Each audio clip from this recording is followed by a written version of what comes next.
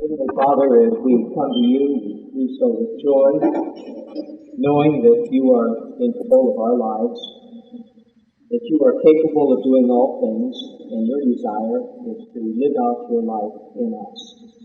Help us to open ourselves to your Spirit, to whatever he wants to do, for we are cognizant of the fact that there is nothing in us that is good, but only what you do. So we ask that your Holy Spirit will minister to us and through us, and help us to use the talent that you have given us to glorify you. Give us hearts that are open and receptive to whatever it is that you desire this day. We pray in Christ's name. Amen. Would be,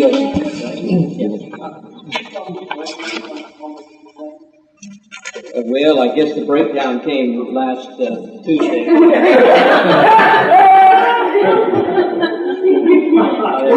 Be a total of 80 points, and so 90% of that would be 72 for an A, and 64 for a B, and 56 for a C. Should be in that ballpark somewhere.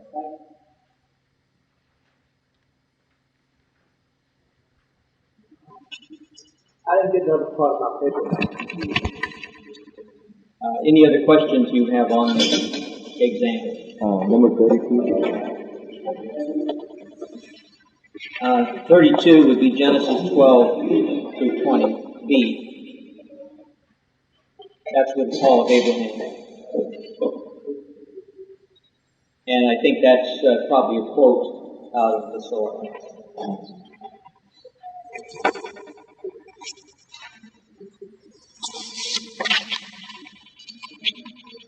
I assume that Dr. Schatzman covered the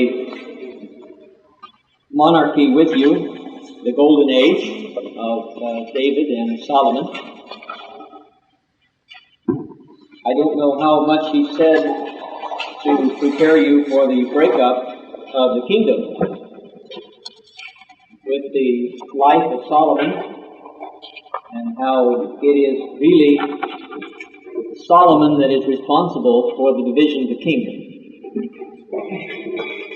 Solomon is acclaimed as one of the wisest men who ever lived.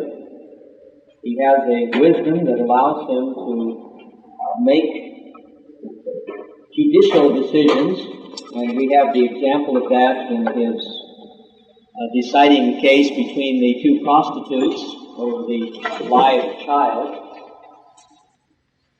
We also have it as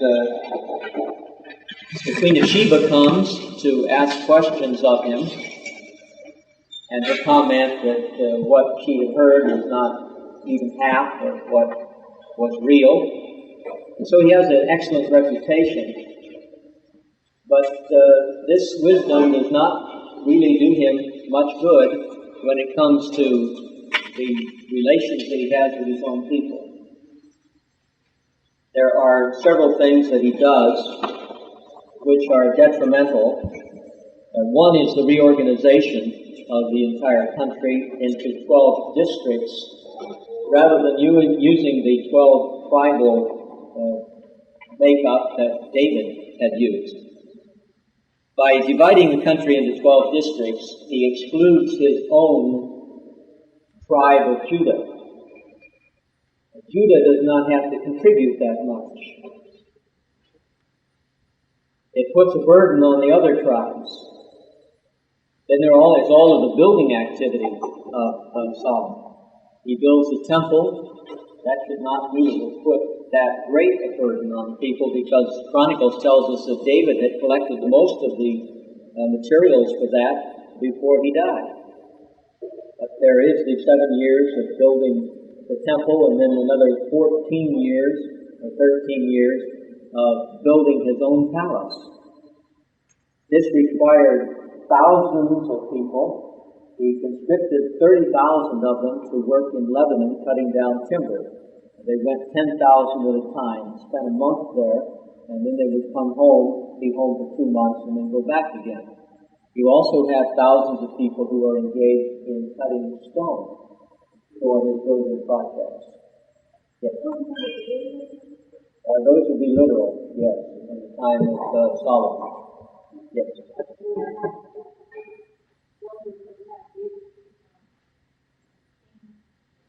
It is obtained from Lebanon, from King Hiram, but Solomon has to pay for it, and he also has to furnish the labor.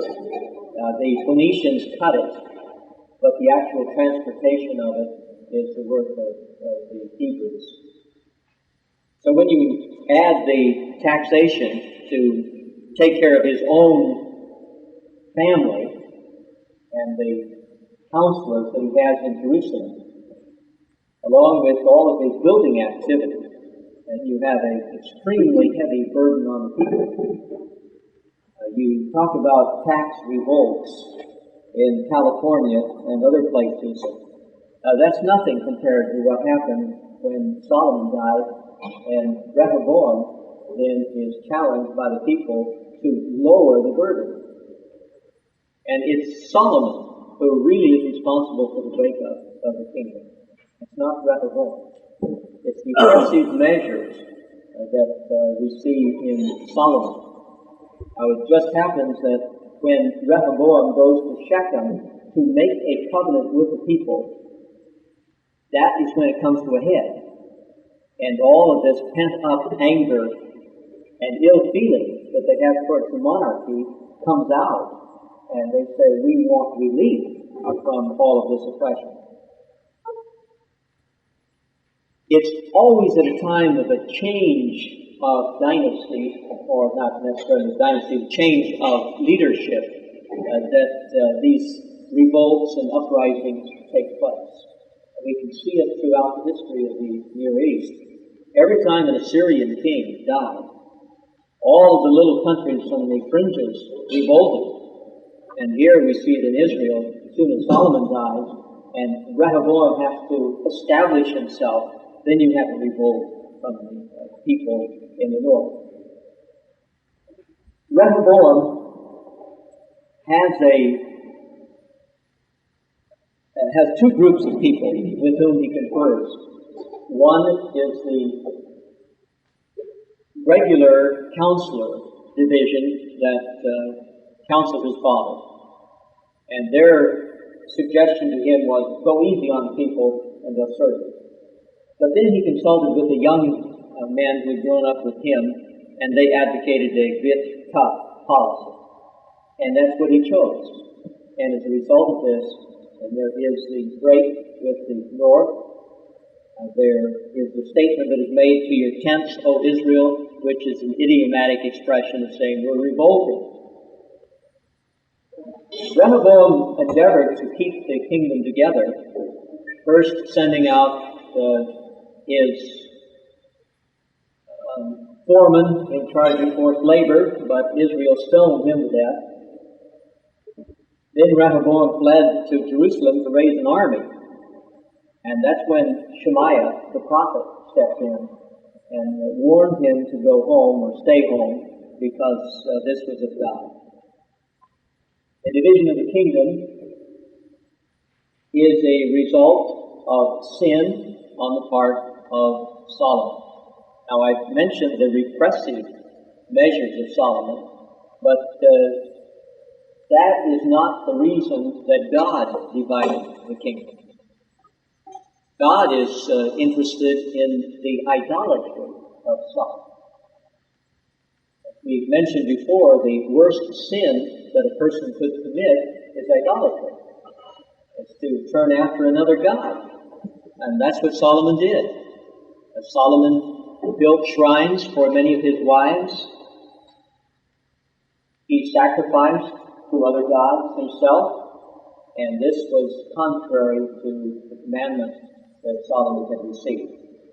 So we have God, even before the death of Solomon, beginning to whittle away at his empire. And you have Hadad in Edom, and you have Ben or not, yes, Hadad in Edom, and the guy in Rezin in Damascus, who are taking parts of the kingdom away. And then within Israel itself, you have Jeroboam, who is told by Ahijah the prophet that he is going to be ruler over 10 of the tribes. Do you think those women got him in trouble? They did. This is certainly evident from the statement that is made in the books of Ezra and Nehemiah. That's right.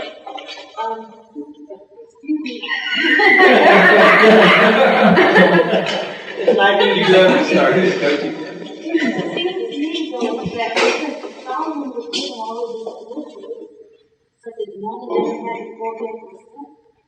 That the responsibility, all responsibility of how his children are like the lives is.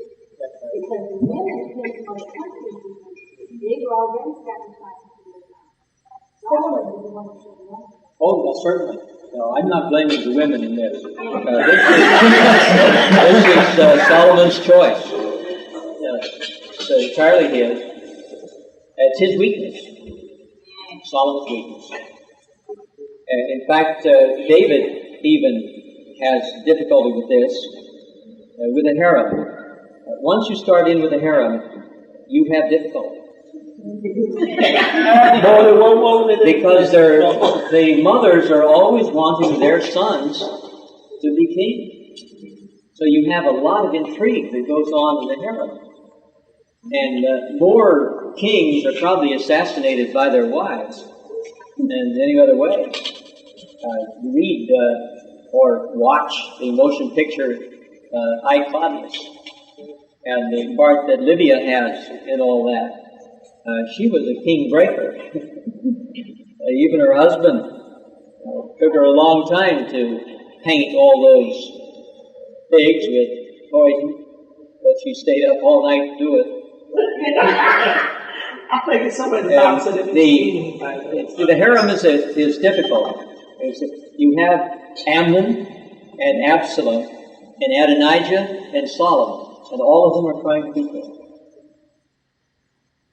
Amnon doesn't last very long because he's knocked off by Absalom. But then Absalom revolts and tries to be king himself. After he's dead, then you have Adonijah, and you have Bathsheba coming along saying, "No, you promised my son that he would be king." And so you have a lot of intrigue.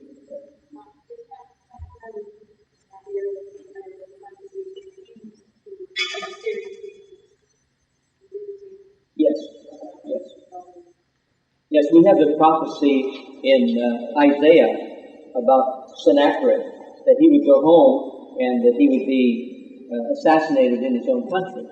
Well, he is. He's assassinated by 2 of his sons. And because he passed over them to name a younger son his heir. And so they got angry with him and they killed him. So because of the man's love. Yes.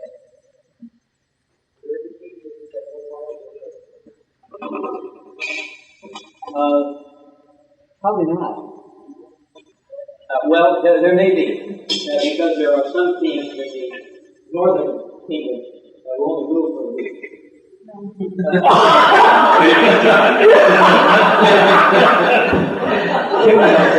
In that case, maybe they did not have time to gather a harem. Even Saul, I believe, had more than one wife. He was the first king. But he was much less involved in that than David was. As the scripture tells us distinctly that after David moved to Jerusalem, that he took other wives. He already had 4, I think, before he moved there. When the break actually came, it was along that line that was geographically the separating point between the north and the south, and that's the Benjamin Plateau. Just north of Jerusalem is where the division was, and these two parts were always distinct. Even during the time of David and Solomon, they said they ruled over a united kingdom, but in reality, they were two separate entities, and they just happened to be king over both. Even David, when Solomon is made king, says that he is king of Israel and Judah. So that the two entities are named. Jeroboam has the larger area and also the better name. Israel is more inclusive. It includes the sons of Jacob, since Israel is the other name for Jacob. Judah merely is the one tribe. So Israel is the larger entity. And Jeroboam is made king. Now this was predicted by Ahijah, the prophet. Jeroboam immediately sees that there is trouble if the national shrine is at Jerusalem. People will be going to Jerusalem to worship. And according to the law, every male is to appear 3 times before the Lord at the place where God will choose to put his name. Well, that would be Jerusalem. If they are constantly going to Jerusalem, then there is a chance that the kingdoms will be united again. To prevent this, Jeroboam sets up 2 rival shrines. One is at Bethel, which is just north of Jerusalem, and the other is at Dan, which is in the far north. Now, at the end of the book of Judges, there is the appendix, which tells about the tribe of Dan moving, that is, 600 men and their families moved from the area of the Sorek Valley, where Samson was doing his exploits, and they go to the north to Laish, attack that city, and make it their own. A shrine was set up there at that time. The idol from the house of Micah, it was set up, and from that time until the captivity, it was a shrine for the tribe of Dan. It now becomes one of the centers for the nation of Israel.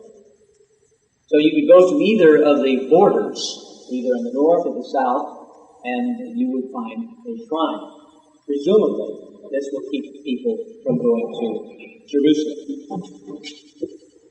A man of God is sent to prophesy against that shrine at Bethel. That is one of the most interesting passages that I know of in Scripture, and I'd like to take a look at it with you. And this would be in 1 Kings, in chapter 13. We do not know who he was. He is unnamed, but he is given the direction to go and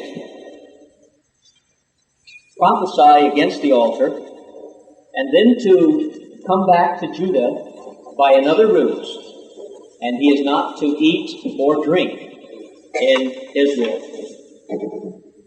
When he prophesies against the altar, and we have a sign that the prophecy is true because it says that the altar will be split apart and the ashes on it will be poured out. And then in verse 5, it says also the altar was split apart and its ashes poured out according to the sign given by the man of God by the word of the Lord. Jeroboam himself is there and orders this man to be arrested. Well, he has stretched out his hand toward him, pointing to him, and then his arm withers and he can't pull it back. The man of God then prays for him and he is healed. Jeroboam invites the man of God home, but he tells him he can't, because of the directive that he has, he can't eat or drink in that country. A prophet hears about this, and the prophet goes after the man of God and invites him to come back. The man of God gives him exactly the same answer. And then the prophet says, but an angel told me that you are to come back and eat with me. Man of God goes back. While they are sitting at the table eating, a prophecy comes through the prophet that says, because you have disobeyed God, you will never arrive home. Now this is interesting because it points up the fact that when God gives a directive to a person, there is nothing that can change that directive. Even though an angel has come to the prophet, and he's lying, the text tells us that he's lying. Even if an angel speaks to another person to tell you, that is not enough to change the directive that God has given to you. Oral Roberts has said many times that prophecy is confirmational, it is not directional. And that's important. We have many today that call themselves prophets and are giving prophecy. If God hasn't spoken to you, then don't listen to somebody else. All they can do is confirm what God has already told you. So don't take what they say as the blueprint for your life. God will speak to you. And then they will confirm it. And this story points that out.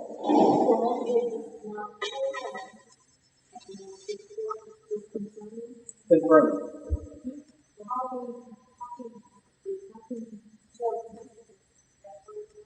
Oh, now prophecy, we will be discussing prophecy, but there is very, very little in prophecy that is really predictive. Most prophecy has to do with speaking God's word, and it is conditional. If you do this, this is the result. But if you do this, then this will happen. And in that sense, it's predictive because you have a choice to make, and whatever choice you make determines the outcome. But seeing things such as Jesus born in Bethlehem, that is very, very little in prophecy. Not very much of it. So the word is spoken over someone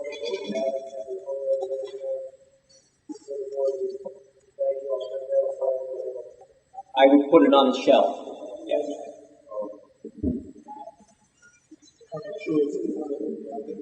Yes. God will be dealing with you, and that may help confirm what you want done. But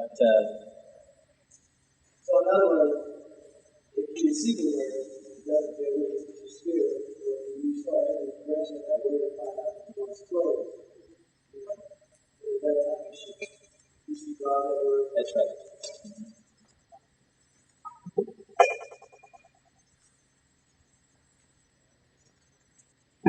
Now the man of God is killed, by the way. He's met by a lion. The lion kills him. And the prophet then takes him and buries him. And later, we see this referred to again in the day of Josiah, near the end of the southern kingdom, when Josiah sees the tomb and asks what it is, and then he is told it's the man of God who came and prophesied what you are doing here today. Now, in that case, the destruction of the altar by Josiah is a prediction several hundred years before it actually happened. In that when Josiah asked him about the tomb, it sounds like the tomb is close to where the altar is. Yes. So this old man's regular tomb is close to that altar? Yes. It's like it's right on the hillside overlooking. So the regular burying place yes. also. Because he wanted the fellow to come home with him. We find it difficult when we talk about a prophet, that a prophet will lie. But remember, you can have this same person speaking the Word of God, or speaking their own word, or speaking Satan's word. Well, no, let me give you the illustration that is this, and that's Peter. When Jesus began talking about his death at Jerusalem, Peter said, "No, Lord, this will never happen to you." And what was Jesus' reaction?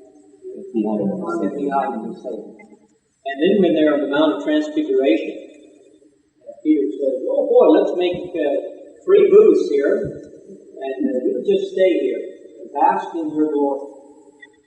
And he didn't know what else to say. And also, we have, when Jesus asks, who do you say I am? And Peter says, you're the Christ, the Son of the living God. And we're told that God revealed this to us. The Spirit speaks to us. So one individual can have any number of utterances. And we have to be very careful ourselves.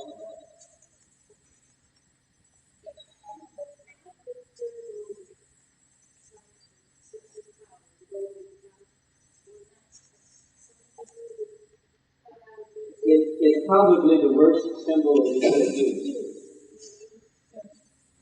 And why he did, the only thing I can do is conjecture. That in Baal worship, Baal was the rider on the bull. That is, he stood on the bull. So the bull didn't represent Baal, it was the throne of Baal. So he had that in mind, that the calf was the throne on which God resided. Then that would be fine.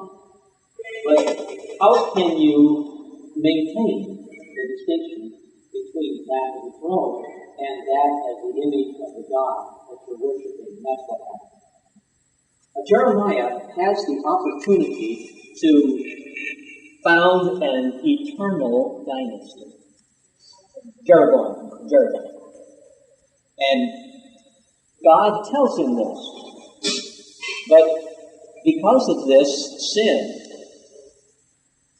he only lasts for, one or two people to follow in his dynasty, and then it's overthrown. And then each successive dynasty in Israel has the opportunity to set up a new dynasty that follows God. And they don't. They fail again and again and again. What is interesting in these dynasties is that in Judah, which goes from about 933, and that's approximate when the split took place, to 722, which 586, or 586, when the temple is destroyed. You have one dynasty, and you have 19 kings. In Israel, to the north, that goes from 933 to 722. Notice that it's a lot shorter. It's just below 200 years. And this one is going to be almost 350 years. This has 9 dynasties and 19 kings. Same number of kings. But this one is about 150 years shorter. And you have 19 dynasties. Jeroboam begins the first of the dynasties in the north. Rehoboam continues the dynasty of David in the south.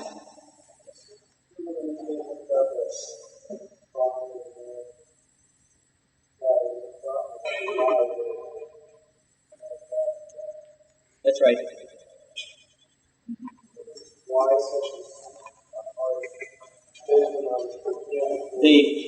The man of God had received direction from God to carry out this mission and then return to Judah without eating or drinking. He disobeyed God, and therefore God had him killed. Yes, he took just the word of the prophet. But this is disobedience, because that is contrary to what God told him to do. You're saying that when the prophet said he heard that word from God, and that later did speak wasn't part of No, it says that he lied about it. It's just that the prophet wants the man of God to come home. And what better way than to counteract the direction that the man of God had been given? Which also points out that a prophet can lie. pretty much the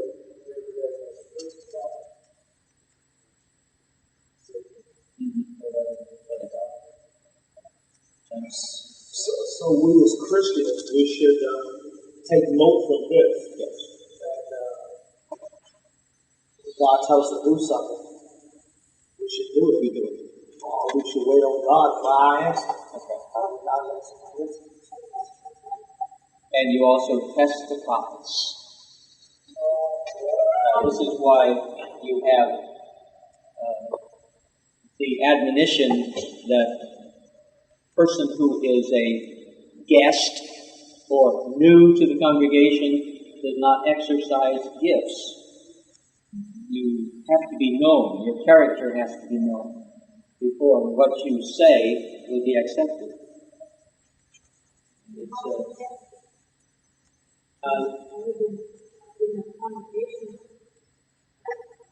Congregational setting is the way in which the Spirit responds to your spirit. And if you have the leadership that says, no, this is out of order, or this is not from God, they should immediately step in and declare that.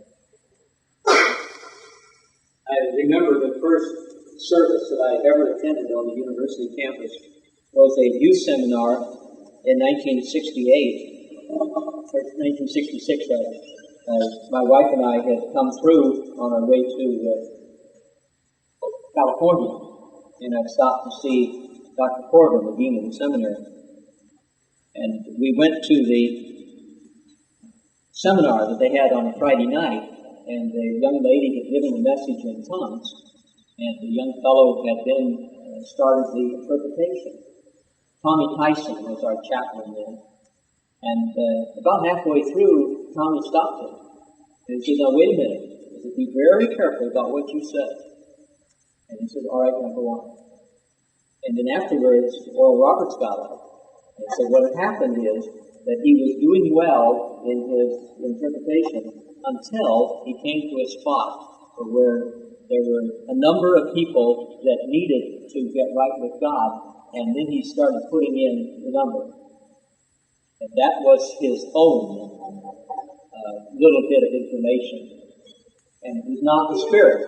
And Tommy recognized it, Oral recognized it, and so they stopped him immediately and cautioned him. So this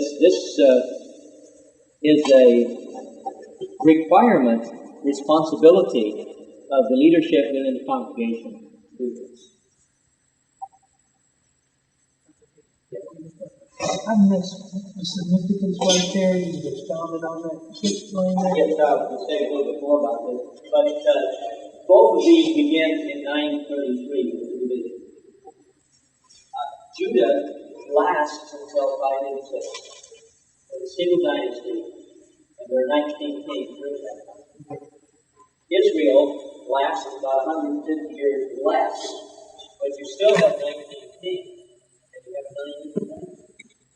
Yeah, that's right there, those difference in dynasties, significance.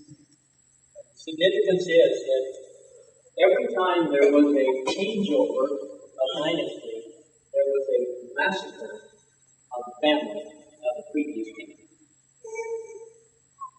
When the family of Jeroboam is wiped out, all of his family and friends and officers, the officials, are all wiped out. You start clean. So you may have dozens of people who are killed whenever a new family takes the throne. And if this happens eight times, or at least 7 times, the first dynasty it wouldn't happen. The 9th dynasty, it would happen 8 times. Because the first dynasty would be wiped out, and so would the eighth. You are losing a lot of potential leadership.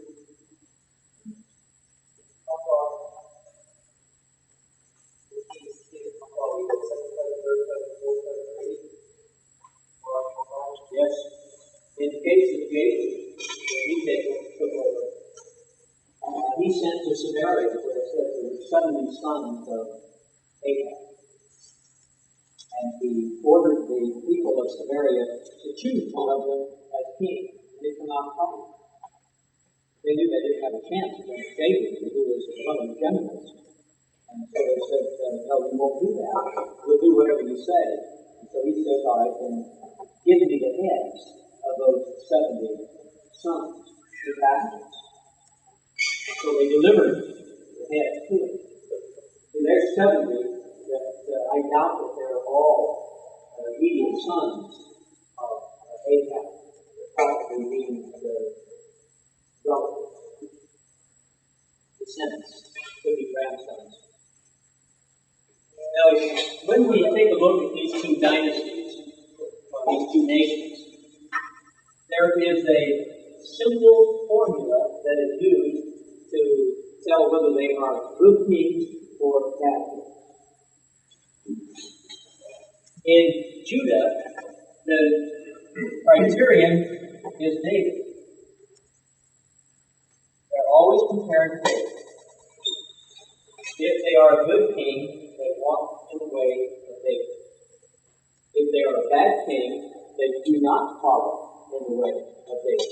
So David is the standard by which all the kings in the southern kingdom are judged. In the northern kingdom, it's going to be Jeroboam.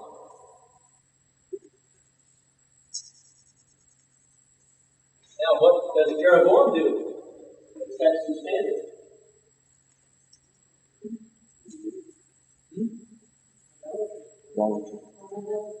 Those shrines, Dan and Bethel. So if they continue to use those shrines, they walk in the way of Jeroboam. Now, how many kings of these 19 would you call good? None. There's none. Because we're writing it from the perspective of the southern kingdom. So there are no good kings in Israel, because all of them follow Jeroboam. They're automatically bad. It doesn't matter how much good they do for the people, how important they are, how well known they are in foreign policy. They're bad.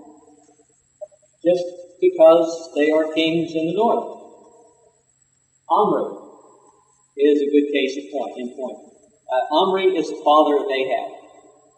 He built the new capital at Samaria. The kingdom of Israel is known in Assyrian literature as the house of Omri.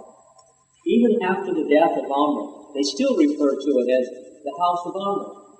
Outside of the Bible, he is well known. In the Bible, he's a bad king, because he did not break from those shrines of Dan and Bethel. The only good king that could come out of here would be one that returned to Jerusalem to worship. So there are no good kings in the north. But there are many who are given the opportunity to be good. When they overthrow the previous dynasty, then they can turn everything around, but none of them do.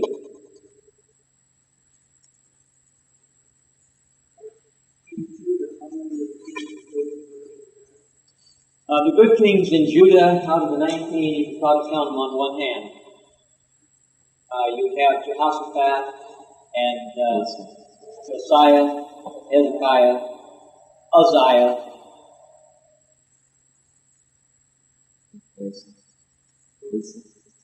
Asa is sometimes considered a good king, but towards the end of his life, he became a rascal. Who? Joash, again, started off well, but then when Jehoiada died, then he became bad. Well, according to Chronicles, yes. But the Manasseh is considered the worst king that Israel ever had, or that Judah ever had. Even though Chronicles says he repented and he was restored to his kingdom. It's because of Manasseh that the kingdom comes to an end. Did he have a reformed king? Yes.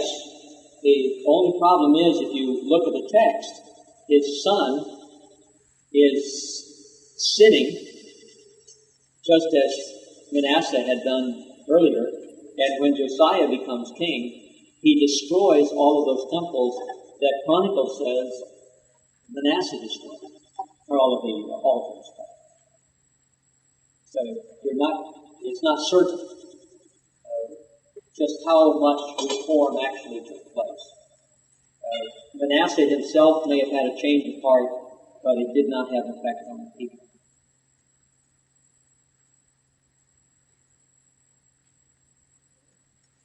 There are introductory formulas that are used for all of the kings of Judah. When you introduce the king, you make a synchronization with the northern king. As so-and-so began to reign in the year of so-and-so, king of Israel. The name of the mother is given, and the length of reign is given. And then his reign is evaluated.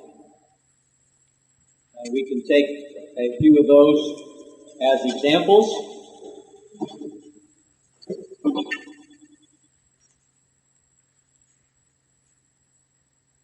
In 1 Kings 14:21.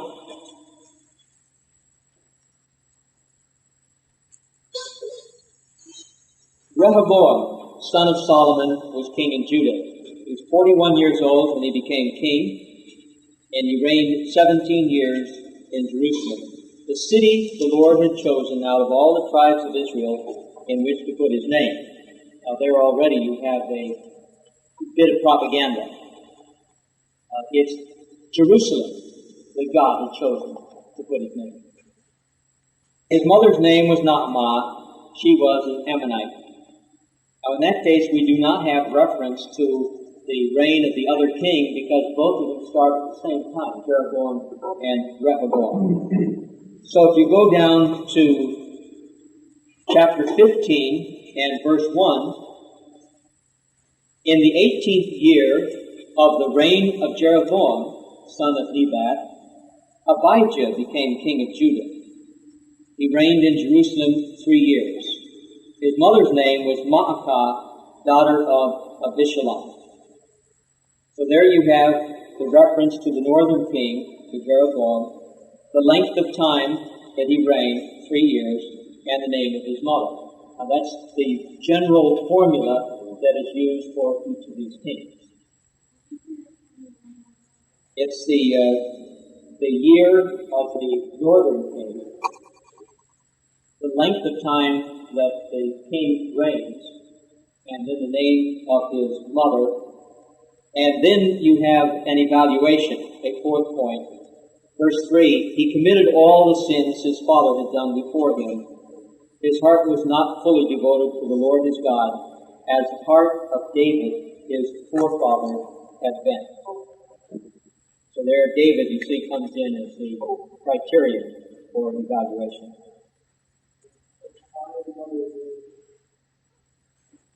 I don't know. It's just I'm not sure why, in this case, they give her name. Just part of it.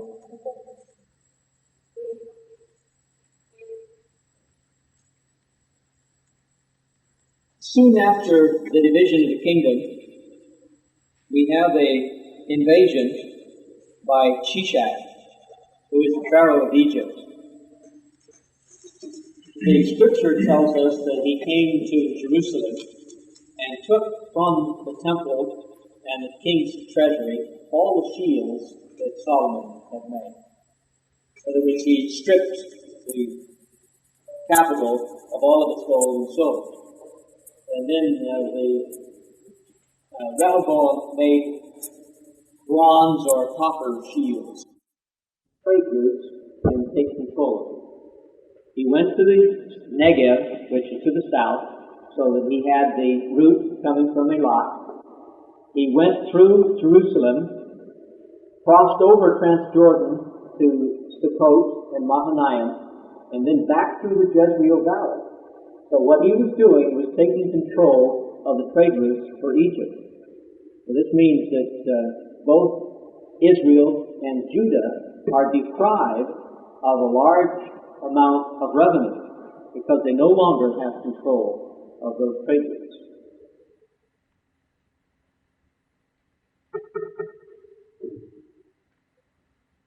Among the kings of Judah, we do not have anyone who really comes into conflict with the prophets. We do have on a small scale, but in the northern kingdom, we have Elijah and Ahab. I mentioned earlier that Omri has not very much material in the Old Testament. I think 3 or 4 verses is all. And yet Omri was considered a great king by those outside of Israel. Ahab, we have chapter after chapter written about Ahab. And what is so important about Ahab? Because of Elijah. Ahab is introducing Baal worship. He has help in this by a bride by the name of Jezebel. Jezebel has come from Sidon, where her father is king. There they worship Baal, and she is trying to push the worship of Baal in Israel.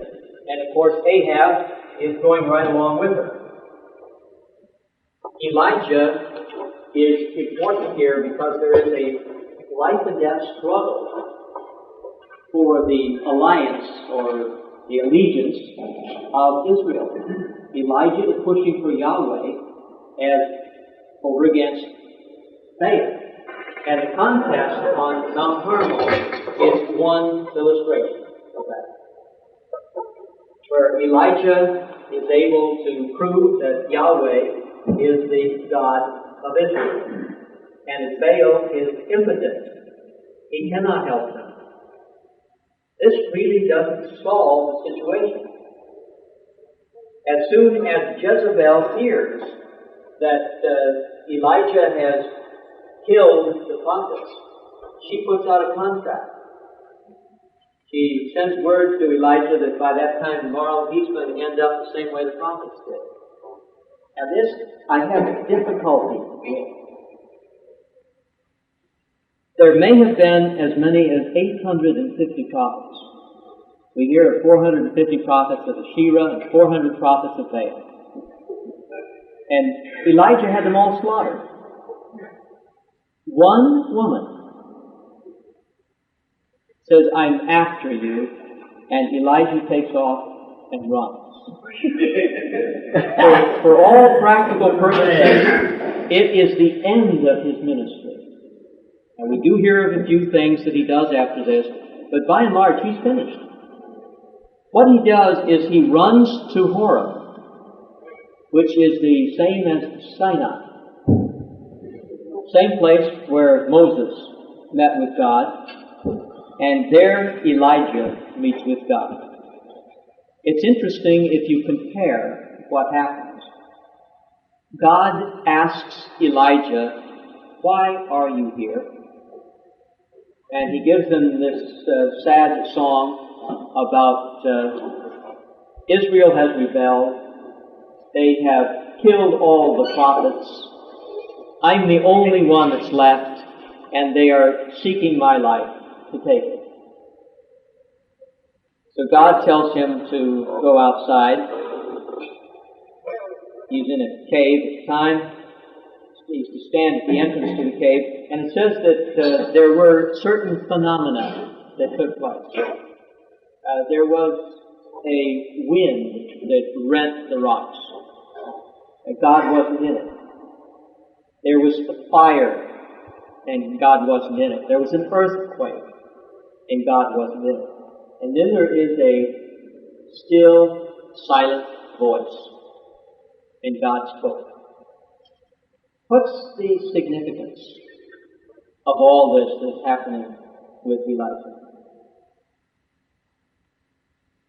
And what can we learn from it that is practical?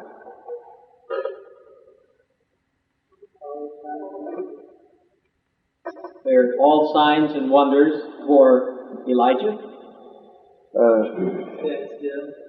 The intimate relationship with God is important than the signs that he was performing. Right, the intimate relationship with God is more important than the signs. Anything significant about these particular signs? Roger?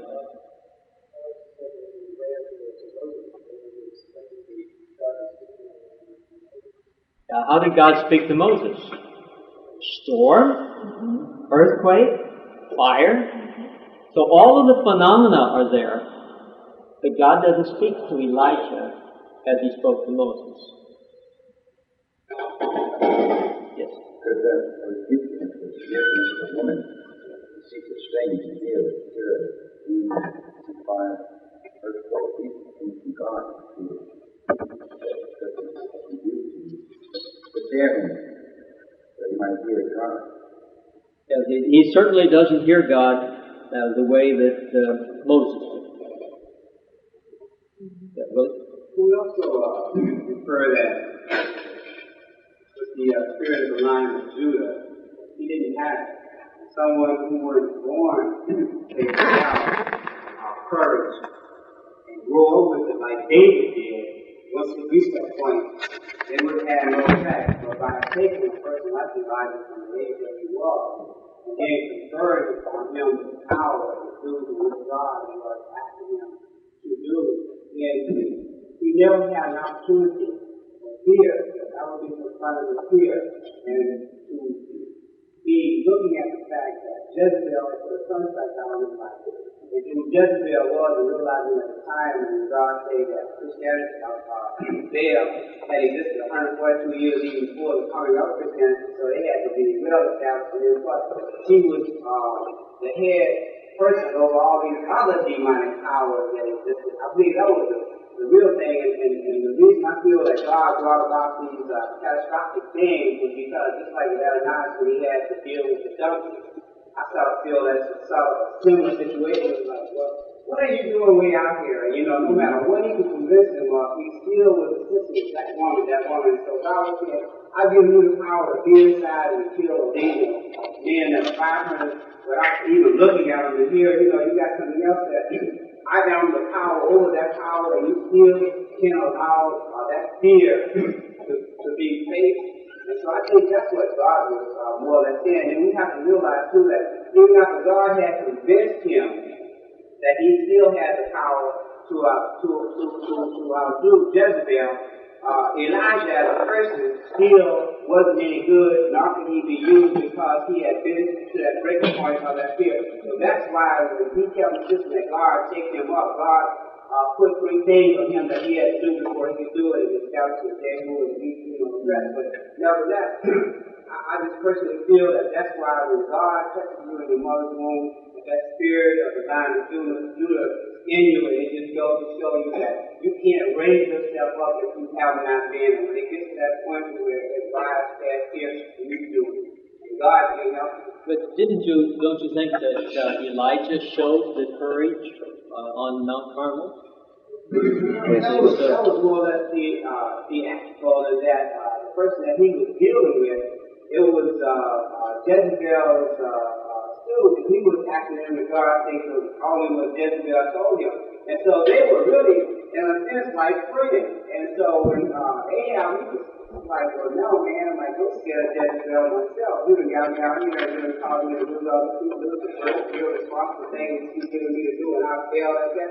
Now you gotta face her, man. There's no way I can keep her off of you now, so.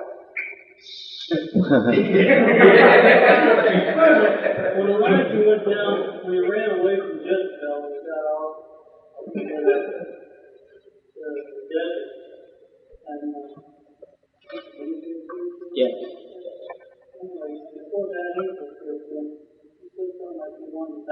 He wanted to die.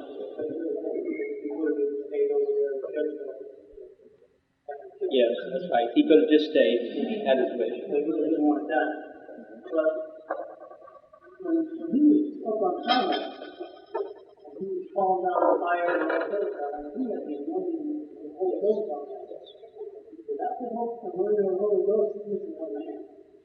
And I know there are a lot of people who are rolling down when they talk to him. Sometimes finally we have to take him and carry it out. I know it is draining. Psychologically, physically, and every other way, but tired. A lot of things can happen.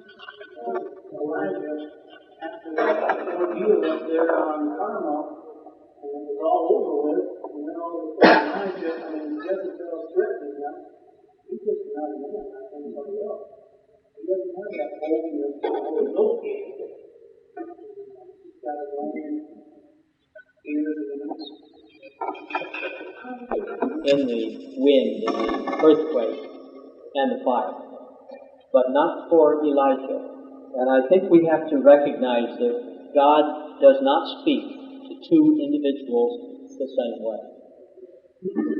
Do not let somebody else's experience determine what yours is going to be. I think that perhaps Evelyn Roberts has expressed this best.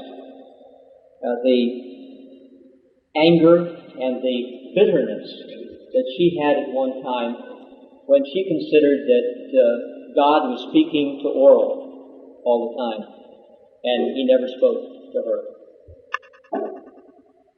And I think sometimes we feel that way. She doesn't feel that way anymore. Maybe she's come to the conclusion that God doesn't have to speak to her the way he speaks to Oral. God certainly speaks to her. And whenever we try to duplicate the experience of another, we're in trouble. And this experience with Elijah, I think, points that out. That God spoke in the still, small voice. And there is a rebuke, a definite rebuke to Elijah. As God says, oh, by the way, I have 7,000 up there that haven't bowed to Baal.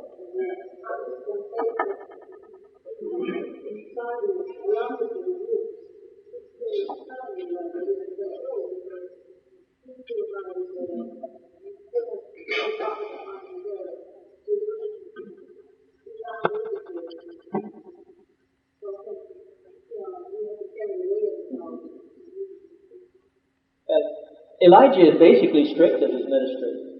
He is to do three things. He is to anoint Jehu as king of Israel, anoint Hazael as king of Syria, and choose Elisha as his successor. The only one that he does is to choose Elisha. Elisha carries out the other two.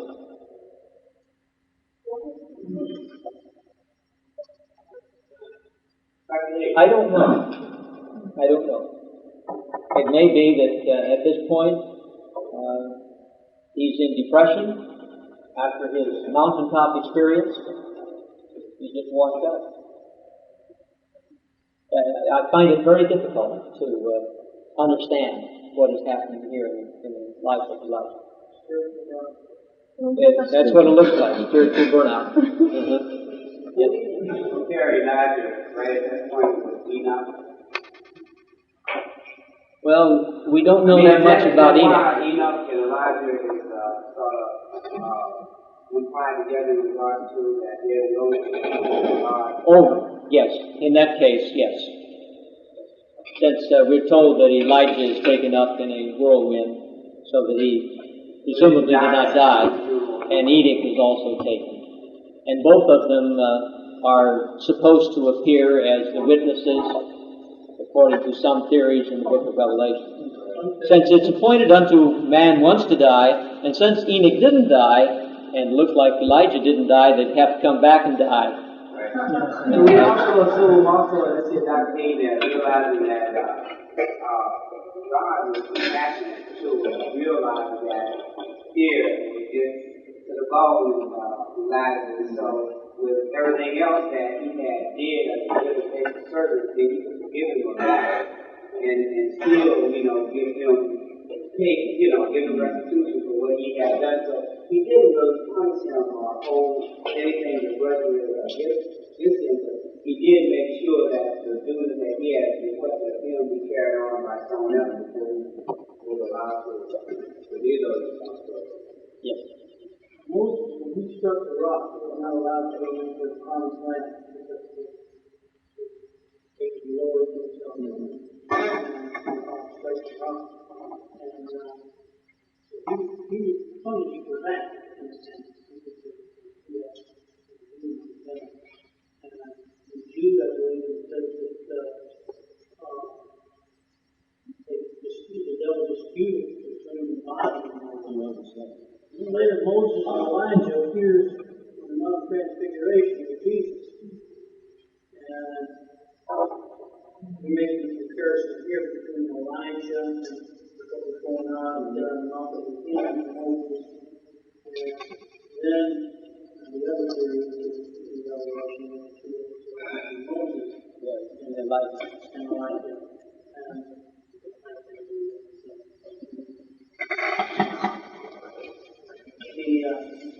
Why is this comparison? Why are the two men, Moses and Elijah,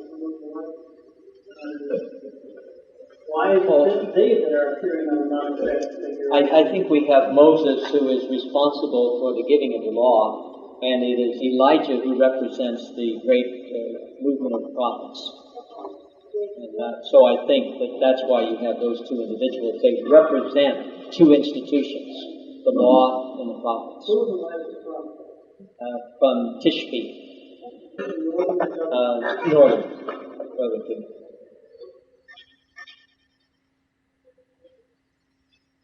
Now, before we get off from it, I would like to talk about the change from Elijah to Elisha. When it is evident that God is going to take Elijah, and everyone seems to know it, everywhere they go, the prophets ask Elisha, "Are you aware that today God is going to take Elijah?" And he keeps telling them to be quiet. They go from Gilgal to Bethel, and then from Bethel somewhere else, and then down to Jericho again. And then they cross the Jordan, with Elijah taking his mantle, striking the water, and the water parts. They both cross over. Elijah asks Elisha what he would like him to do for him. And Elisha asks for a double portion of the spirit of Elijah. Now, the reason I bring it up is this double portion and what it means.